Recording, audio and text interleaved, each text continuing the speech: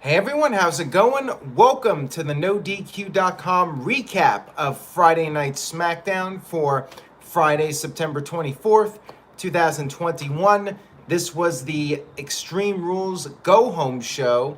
Extreme Rules, of course, this Sunday. Some people told me they forgot there was a pay-per-view on Sunday, but yes, Extreme Rules is on Sunday. Thank you to everybody for watching this, whether it's live or for many of you on demand, since I'm going up against Rampage and I don't get as many live viewers when I do this. But for those of you watching live, thank you for tuning in. I appreciate it. Feel free to leave some comments on the show and maybe I'll read some of them off. Let's go ahead and talk about this show. We kicked off with the man, Becky Lynch, the SmackDown Women's Champion. Footage was shown from last week when she crashed Bianca Belair's homecoming party. Becky talked about how she came back on short notice, less than a year after giving birth, and won the title in record time. But nobody threw her a party. Bianca Belair quickly interrupted this promo, and Bianca said she didn't know who she was going to be facing at SummerSlam, and Becky said that Bianca should have been ready for anyone. And Bianca said that she matched Becky's accomplishments in a quarter of the time, and she pretty much guaranteed that the match on Sunday will not be 26 seconds. Bianca went for a handshake, but Becky slapped her. Becky and Bianca got into a little brawl, but Bianca countered the manhandle slam, hit the KOD, got the best of Becky before the pay-per-view. Segment was okay, although Becky Lynch as a heel this week definitely did not feel like she was a heel. She cut this promo and, well, I kind of understood Becky's point of view, and she's the heel. I should not be sympathizing with her in any way, but I was like, well, she's kind of correct. They brought her in short notice. She had a kid, and she came back and won the title. And Bianca should have been ready for anything. It's SummerSlam. Second or third biggest pay-per-view of the year, right? You should be ready for a fight of your life at that kind of pay-per-view, that kind of event in front of 45, 50,000 people. Shout out to Darren. Him and Carla are here. I appreciate that. Hamp Connell sent in a $2 super chat. Thank you, Hamp. Says, what are the chances of a match less than 26 seconds? Well, considering we only have like 6 matches for this show, highly unlikely in all likelihood that this match goes under 26 seconds. We had our first match of the evening. Shinsuke Nakamura defending his Intercontinental title against Apollo. Match was good. Tired of seeing these guys wrestle constantly, but it was good. By the way, Apollo has some little CGI lion statues when he makes his entrance now. Maybe he's had them for a while and I just did not care to notice. Shin got a hot start, but Apollo then picked him up and just dropped him over the top rope all the way to the outside. Apollo worked over Shin for a while. Boogs started playing the guitar to motivate Shin and I guess provide a little bit of a distraction. It worked. Shin did make a comeback, but then Apollo regained the upper hand. It went back and forth for a while. Shin went for the Kinshasa, but Apollo rolled to the outside. General Aziz went over to check on his man, and that's when Shin went after Aziz. Aziz completely no-sold it, but then Rick Boogs came in from behind with a suplex, taking down Aziz, and then back in the ring, Shin turned an armbar into a pinfall, pretty creative pin there, and retained the Intercontinental Championship. Apollo probably needs to go back to Raw. I mean, I'm not even sure what you do with Apollo at this point. He had so much potential when he turned heel, but then they gave him that character, which hasn't really worked out in my opinion. Feels like he needs something. Maybe he needs to join the Hurt Business. I say get Apollo to Raw, turn Keith Lee heel, and have a brand new Hurt Business with Bobby Lashley, Keith Lee, and Apollo. Just my opinion. Nadia says Apollo should go to NXT. I mean, that's an option too. You could put him back in NXT for a while. Hap Kano says Shinsuke is just a nobody to me. He's been a turd since he came to the main roster. I think he's done fine. I mean, the guy is, around 40 years old now?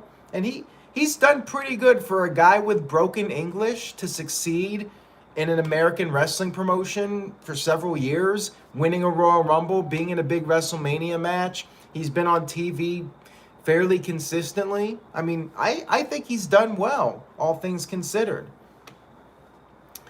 Alberto Gomez with a $5 super chat. Thank you for that. I appreciate it. Says, Bianca's promos sound the same. Find me one promo from her that doesn't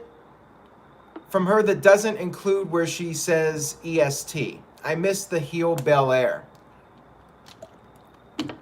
Maybe they do a double turn. Maybe Bianca ends up going heel at some point. I mean, I hate to say it, but this Becky turn is just not working. It's like a smaller scale version of that Steve Austin heel turn from 2001, where Steve Austin wanted to turn heel and crowd did not get into it, but Austin and WWE kept doubling down on it. And it kind of feels the same way with Becky Lynch. She can come out there with the big sunglasses and the Conor McGregor fur coat, but I don't think people are going to boo her. I just don't. So maybe Bianca does go back to being a heel. Darren sent in a $5 super chat. Thank you, Darren. He says, hey, Aaron, when do you see Nakamura and Boogs splitting up? Hopefully not for a while. I like them as a team. I like them as a duo. They could even go for the tag team titles at some point. I would be very sad if they split up in the draft. I do not want to see them split up right now. I think they're both fine on SmackDown for now. Keep them together. We'll see what happens. The draft is next week. We had Montez Ford cutting a promo backstage. There was no Angelo Dawkins on the show this week, and Ford did a promo hyping up Sunday. He referred to the Usos as bloodline bitches. And Reigns was watching this promo. He asked Paul Heyman, what did he say? And Reigns said that he wants a match against Ford. Heyman said you got a match with Balor, the Demon, in 48 hours. Advised against it, but Reigns was giving Heyman the death stare. So Heyman understood his place and went to Adam Pearce and Sonya Deville, and the match was made. Marquand 1976 with a $5 super chat. Thank you for that. I very much appreciate it. Says, I missed SmackDown. Did they add any Extreme Rules steps to the pay-per-view? The answer is no. And I kept thinking to myself, okay, I'm doing the predictions video, which is Saturday night, 8 o'clock Eastern, 5 Pacific. For those of you wondering, is No DQ going to have a predictions video? Yes, Saturday night. And the idea was to wait and see if maybe WWE would add more matches or stipulations or something to beef up the card. And, well, nope, nothing. The one time I do it Saturday night, they add absolutely nothing. Every other time I record predictions on Tuesday, and then they add like 2 or 3 more matches and put a bunch of different monkey wrenches in the card or whatnot. So it's annoying. But yeah, pretty much nothing new added to the Extreme Rules card. The main event, Roman Reigns and the Demon, is an Extreme Rules match. So there is one extreme match at the Extreme Rules pay-per-view. We had a recap of Seth Rollins taking out Edge 2 weeks ago, cutting his promo last week.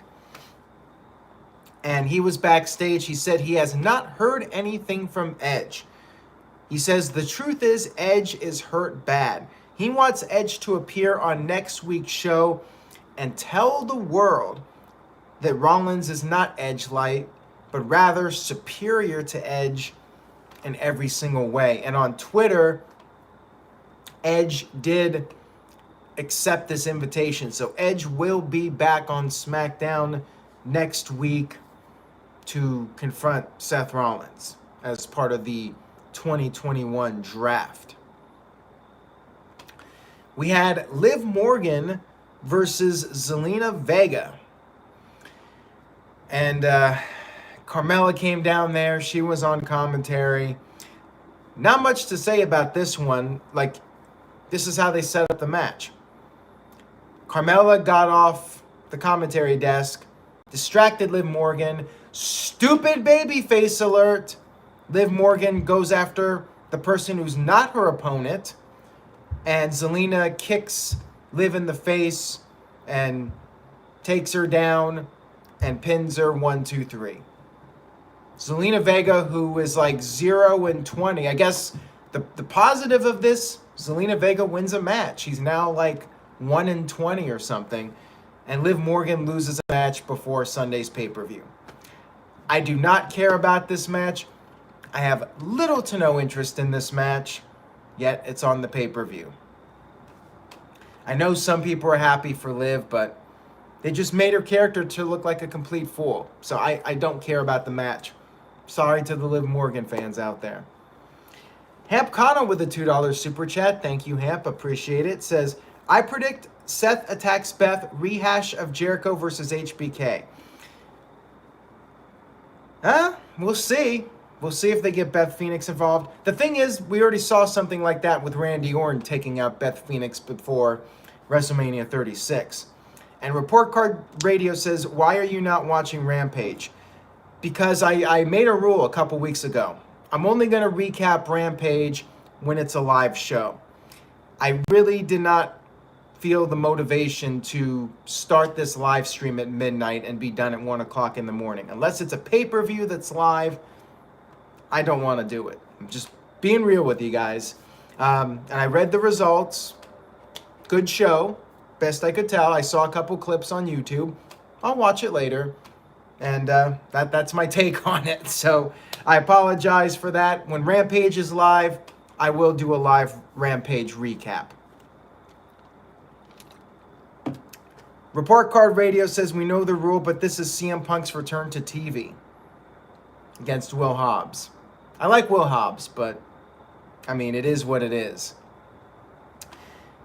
We had Happy Talk with Happy Corbin. This was his own talk show. And he talked about it not being negative, but rather about being happy, happiness. And he said that his guest is him. He sat in the other chair. There were 2 chairs. And he talked about how he's the happiest guy. The crowd chanted, "We don't care." And by the way, Philadelphia was a good crowd this week. And it looked pretty full on TV. Most of the upper deck had people in it. So there you go. Philadelphia bringing it for SmackDown this week.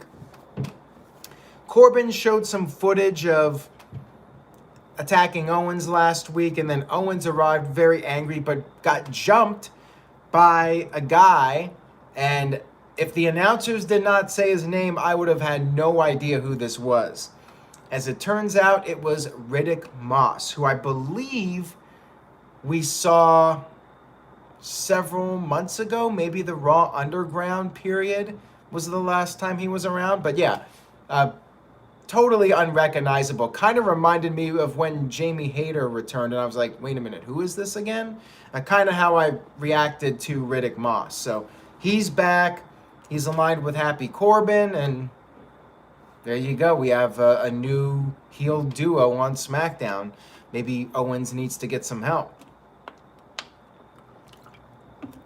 Caleb Jacob says, do you think Owens is getting jumped because he is leaving? No. And I've seen tweets about that, people saying, oh, they're burying Owens. Like, no, they're trying to build heat by having the heels attack the baby faces. You know, stuff that's been done for like 100+ years. I mean, it's kind of silly to say just because Owens getting attacked by a heel means he's leaving the company. I mean, that's kind of silly. Joey says, do you think Corbin is the same but new hat? I have to say I'm already kind of bored of Corbin now. I liked the broke Corbin gimmick and the happy Corbin gimmick. You know, it's just kind of him without the crown. He's wearing a hat and a suit instead of a crown. It's kind of boring. Like the happy Corbin thing, it's just a rehash of what we've already seen. Like the broke Corbin was fun and it was something different. So yeah, I'm kind of getting bored with Corbin again. It was a nice run there for a couple months, but yeah, now I'm quickly losing interest. Montez Ford cut a promo, said he doesn't regret calling the Bloodline a couple of bitches because it got him an opportunity to main event SmackDown against the Tribal Chief Roman Reigns. We had a singles match, Natalya versus Nikki Ash. Now, because Nikki and Rhea Ripley are the tag team champs, they can appear on both shows, which is really what should be done with all the titles. I've been saying this forever. All the titles should be merged, and the champs, world champion for the guys, world champ for the women, they appear on both shows. Anyways, very short match here. Tamina got on the apron, but Rhea Ripley knocked Tamina off the apron, and Nikki picked up the win. Very basic stuff here. And then after the match, Shotzi and Nox arrived in the tank, and literally a shot was fired, I guess, to declare themselves for a tag team title match. Yay, I guess. Backstage, we had Dominik with his dad, Rey Mysterio. Dominik kind of felt that if Rey was not out there at ringside, he would have beaten Sami Zayn. And Rey said, you know what, he's going to back off. He's going to give Dominik some space, and he took his leave. And that's when Sami Zayn jumped into the picture and said that there's no shame in losing because Sami Zayn, he's one of the greatest of all time. And he praised Dominik. He said Dominik has gotten better every time they've been in the ring together. It says maybe Dominik should start trusting his instincts a little bit more. I like this segment. I like this storyline so far. You know, no complaints about this one. We then had Naomi come down to the ring for a promo, and she was in her gear. She wanted to wrestle. She's tired of playing games, wants a match. Sonya Deville showed up and said, it's not happening. And Naomi wanted a match with Sonya Deville, and Sonya said, ain't gonna happen. She's no longer a competitor. She's Naomi's boss. And Naomi said that, well, Sonya's not doing a very good job because she's not making matches. And Sonya got really pissed. Naomi was getting the fans to do a make the match chant. And Sonya had Naomi's mic cut off, brought down some security, probably a future WrestleMania main eventer in 15 years. We'll have to wait and see. And then said that Naomi just keeps dropping the ball. Very intriguing storyline here. Like, of course, the obvious direction, maybe Naomi finally goes to her husband and her brother-in-law and Roman Reigns. Or maybe Sonya Deville comes out of retirement. Like, I am curious to see where this goes. Alberto Gomez with a $2 super chat says, Dominik turning heel with all these losses, obvious. Yeah, and it could be a scenario where Sami Zayn is going to try to manipulate Dominik and get Dominik to join him. So that storyline I am intrigued in, and I am invested in this Naomi storyline right now. And Oofman Entertainment says, make sure you all hit that like button. Yes, please do. I very much appreciate it. And again, I thank everybody that is watching this right now live when you could be watching Rampage. So thank you for that. And hopefully, I know we got some live Rampages coming up. So there will be some dual recaps at some point. But for now, I'm focusing on recapping the live shows. If Raw's taped, I might skip a week of Raw. And I think I've done that before when they've taped in London. I was just like, you know what? The spoilers are already out. Well, why am I bothering recapping a taped show?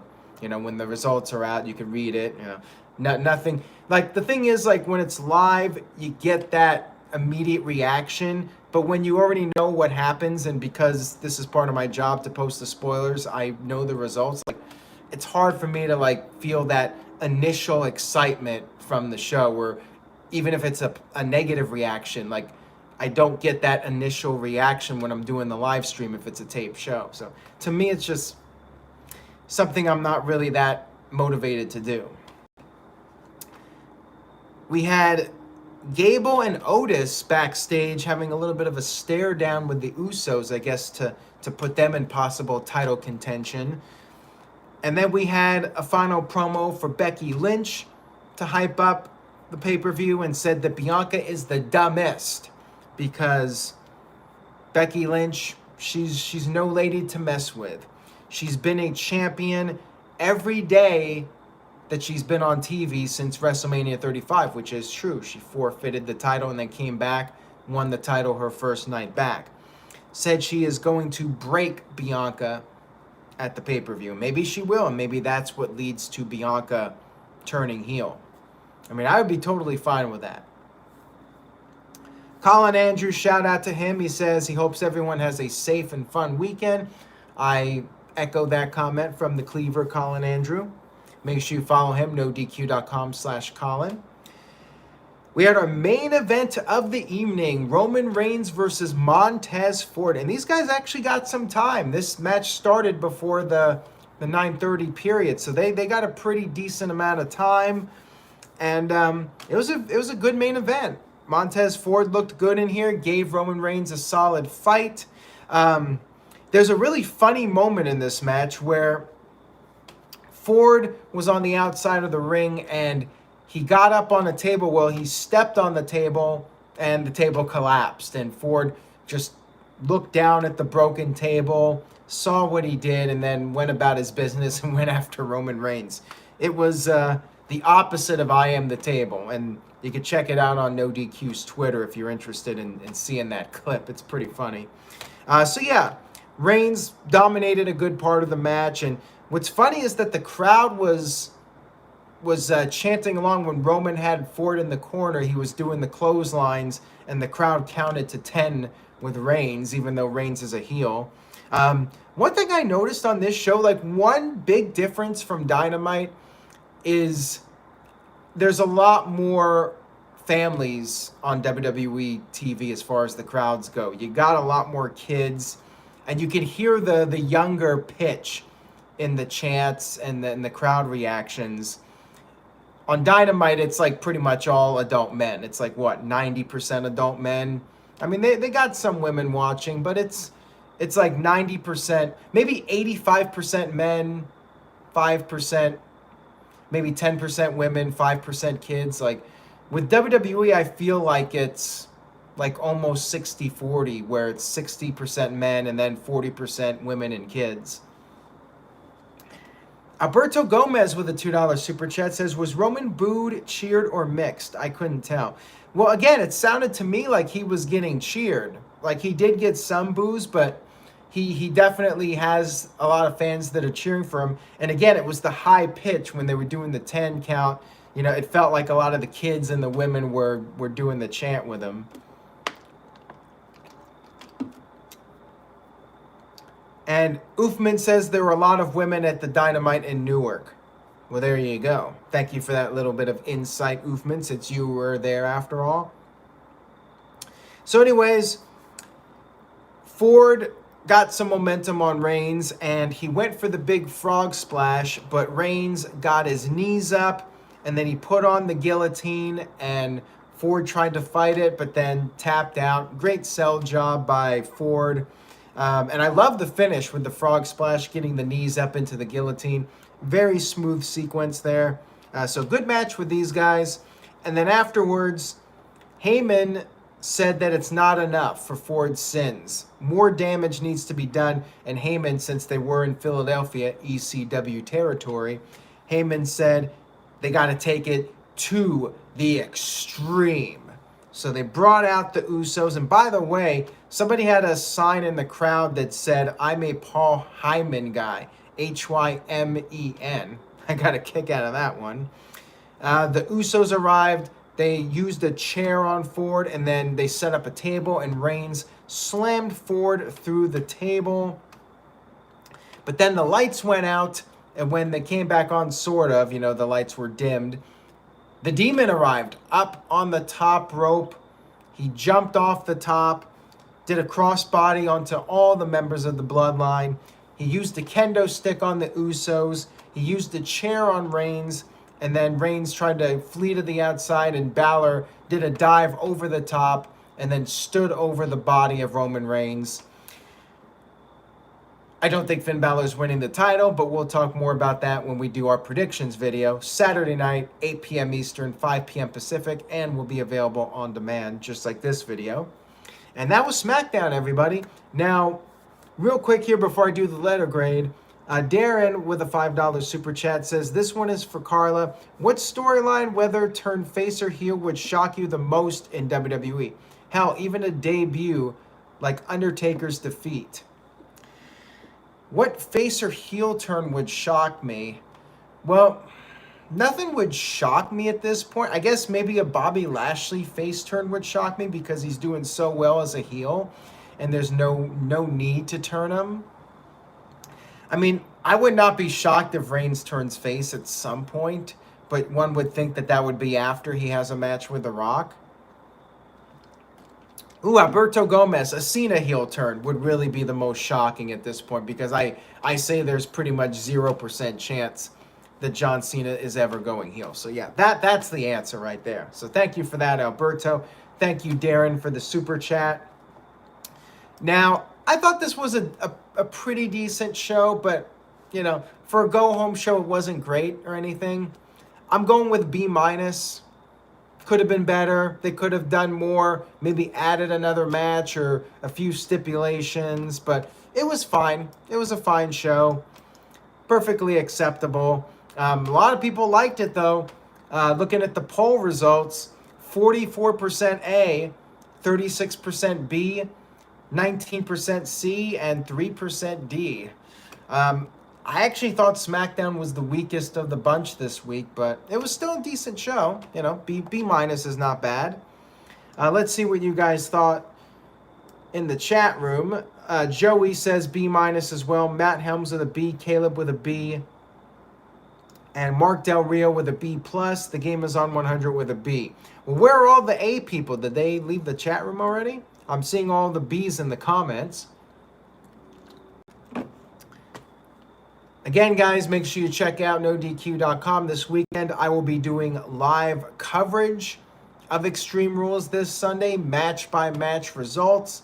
And then I will be back. Going to be a busy week next week. We got the draft coming up.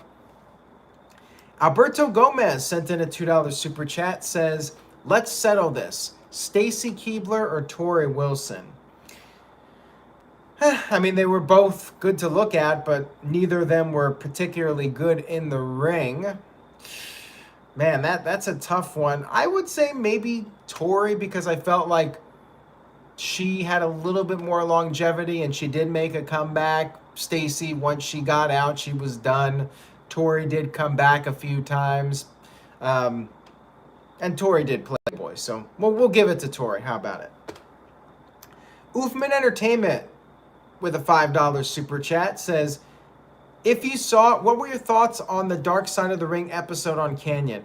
I have not seen it yet, so I unfortunately do not have a comment on it. I will try to check it out soon, though, and maybe next week I'll do a quick recap of it.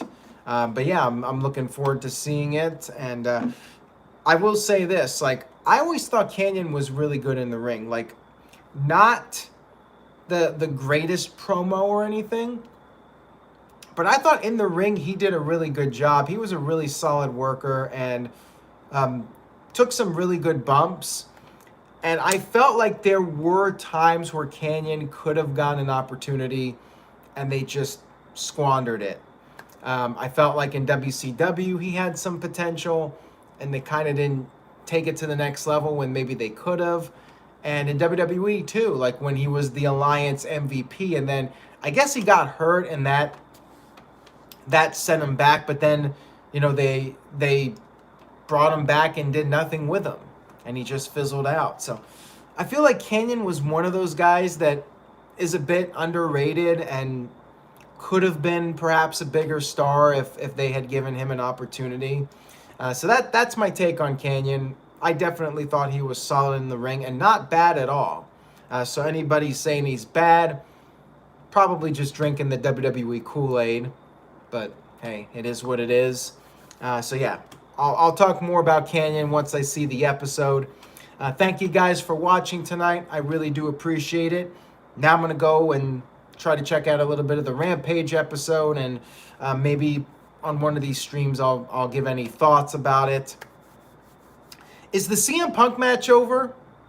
Somebody in the chat room let me know if the match is over, because I'll just say something. Well, I don't want to spoil anybody that hasn't seen it yet, so I'm not going to say anything. Yeah, I guess the match is over, but I'm not going to say anything because I'm sure some of you haven't watched it yet. So I'll leave it at that. Take care, everybody. Enjoy your weekend. Make sure you guys tune in for predictions and the review of Extreme Rules. And I will see you all